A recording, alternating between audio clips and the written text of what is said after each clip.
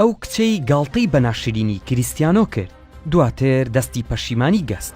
ئەو کاتی کریستیانۆ ڕۆناڵدۆ لایەنی سپۆرتینگ لیژبۆنەوە دەرکەوت و دواتر پەیوەندی بەیانی مانچستەر یونایتدەوە کرد. ئەو کەسایەتی دیارەی ئێستا نەبوو کە هەمومان دەیناسین، چونکە شێوازی ڕوخساری تا ڕادەیەک مامناوەند بوو، تەنانەت لە لای هەندێک بەناشرین ناسرا بوو. هۆکارەکەشی ئەوە بوو هەر جارێک و بە شێوازێکی جیاوازەوە دەردەکەوت کە تەنانەت خۆشی گاڵتەی بەو کارە دەکرد. لەلایەکی تری شێوازی ددانەکانی لە بارودۆخێکی باشدا نەبوو، هەروەها لە ڕووی یاریکردنیشەوە وەک ئێستا لە باشترین کاتەکانیدا نەبوو.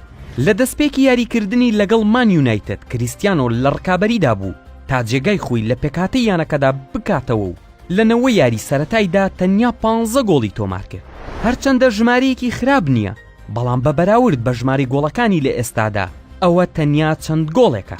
لەو کاتەشدا کریستیانۆ لەگەڵ میریشی ڕۆمیرۆی خانمن نمایشکاری پرتوگالی چووە ناو پەیوەندی خۆشەویستیەوە کە 10 ساڵ لە خۆی بەتەمەنتر بوو کە ڕۆناڵدۆ لەو کاتەدا 19 ساڵ بوو.